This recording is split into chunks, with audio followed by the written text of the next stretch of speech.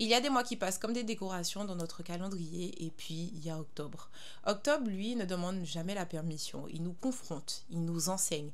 Ce mois n'est pas seulement le mois de la couleur rose ou du ruban, mais c'est aussi le mois du courage, de la résilience et de la façon dont le cerveau humain s'adapte face à l'épreuve de la maladie. Et ce qui me fait mettre Octobre Rose à l'honneur aujourd'hui, ce n'est pas forcément la souffrance que tant de femmes ou d'hommes subissent, mais c'est la leçon que ces personnes ont à nous apprendre. C'est l'exemple que ces personnes nous livrent à travers leur bataille et c'est tout simplement l'exemple que nous devons tous suivre. Car même si nous ne sommes pas malades, on est tous concernés, que ce soit les proches, les accompagnateurs, les témoins, le personnel soignant, parce qu'avant tout, on reste tous humains. Alors aujourd'hui, on parle d'octobre, de ces femmes et hommes incroyables et de la plus grande leçon que ce mois nous enseigne à tous. Jingle!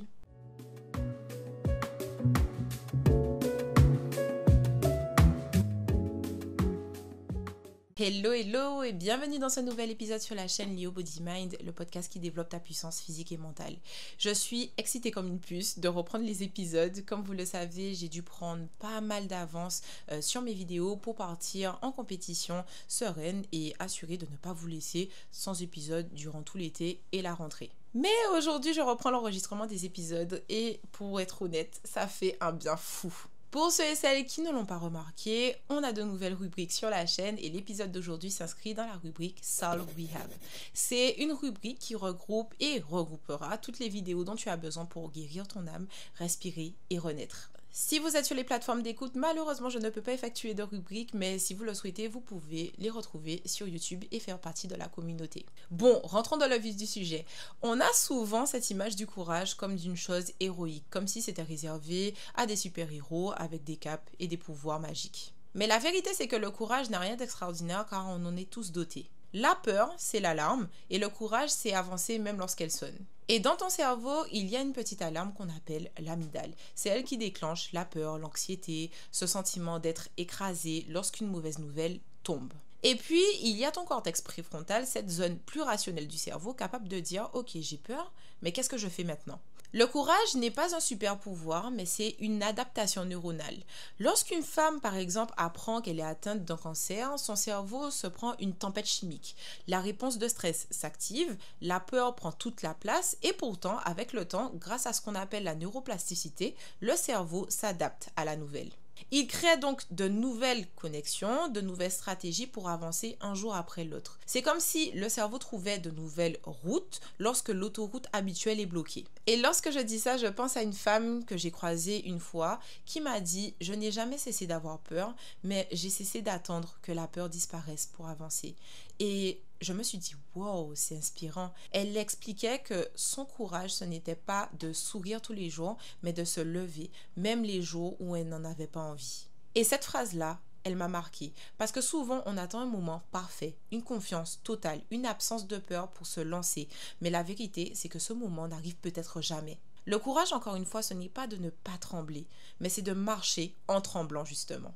Et si tu écoutes cet épisode d'aujourd'hui, rappelle-toi d'une chose, tu n'as pas besoin d'être invincible pour être courageuse. Tu n'as pas besoin d'être forte tout le temps. Tu as juste besoin d'un minuscule pas, même fragile, même maladroit. Parce que sois-en sûr, ton cerveau, lui, il va s'ajuster. Il va apprendre à trouver la lumière dans le noir. Le courage, ce n'est pas un état, mais c'est une décision répétée. Et la morale de l'histoire, c'est celle-ci. Le courage, ce n'est pas une montagne que tu grimpes une fois pour toutes, mais c'est un petit pas répété chaque jour qui finit par t'emmener plus loin que tu n'aurais jamais cru possible.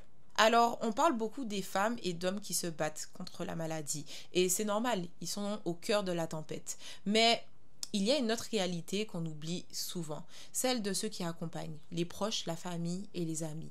Et crois-moi, la maladie, elle n'enseigne pas qu'à la personne touchée, elle enseigne aussi à ceux qui sont autour, à nous, tout simplement. Lorsque tu accompagnes quelqu'un qui souffre, ton cortex singulaire antérieur, c'est une partie de ton cerveau, et ton insula s'active. Ce sont les zones du cerveau qui traduisent la douleur de l'autre en une expérience presque personnelle.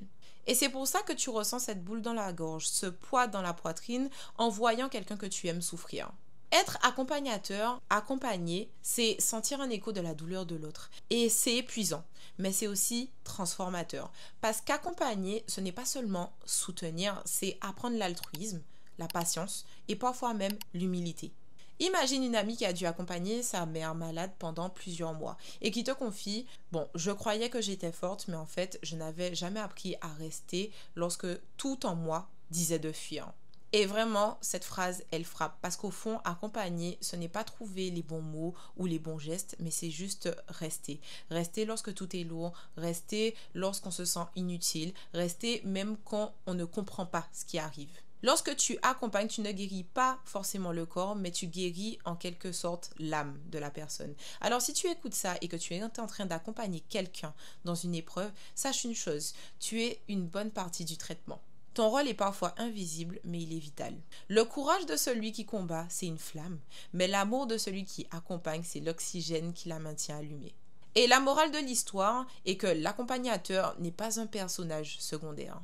C'est une présence essentielle et un pilier silencieux. Tu n'as peut-être pas choisi ce rôle, mais tu as le pouvoir de transformer l'expérience de l'autre et ça, c'est une force qui laisse une empreinte pour toujours.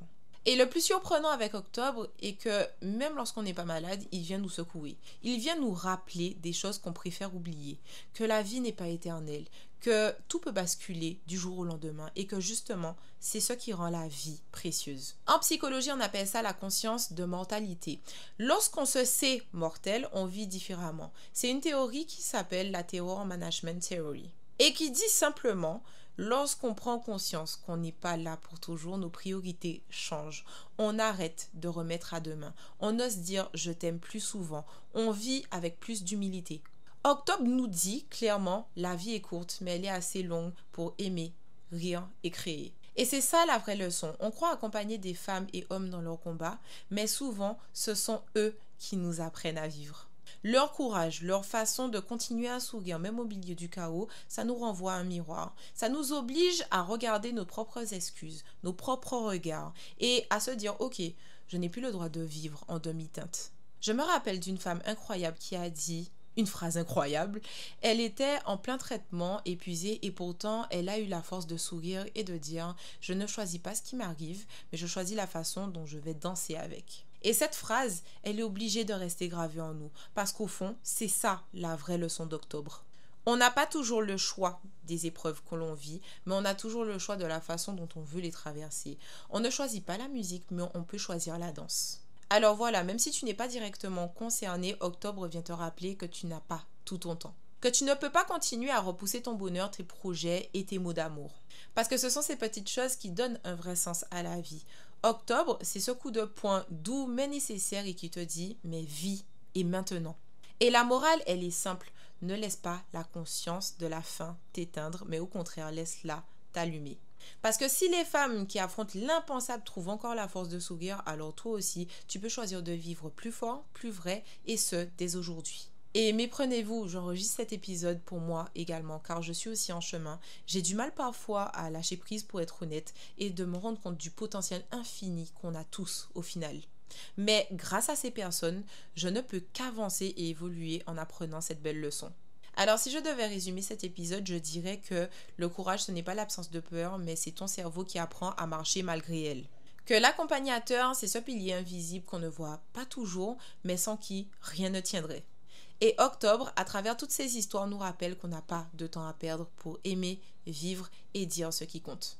Octobre, ce n'est pas qu'un mois rose, c'est un rappel universel. Tu n'as qu'une vie, alors ose la vivre en couleur, même lorsque les ombres sont présentes. Et voilà, c'est la fin de cet épisode. J'espère qu'il t'aura plu et t'aura permis de voir Octobre Rose sur un nouvel angle. S'il t'a parlé, n'hésite pas à le partager à une femme que tu admires, une femme que tu aimes, malade ou non, et fais-lui savoir que son courage inspire tout le monde. Et surtout, n'oublie pas que ici, tu as tout ce dont tu as besoin pour te reconstruire, pour t'inspirer également et pour avancer avec plus de force, de clarté et de vérité. Et ce n'est que le début, donc si tu veux faire partie de l'aventure, n'hésite pas à t'abonner pour faire partie de la communauté. Et d'ici là, prends soin de toi et on se dit à la prochaine pour un prochain épisode. Ciao, ciao!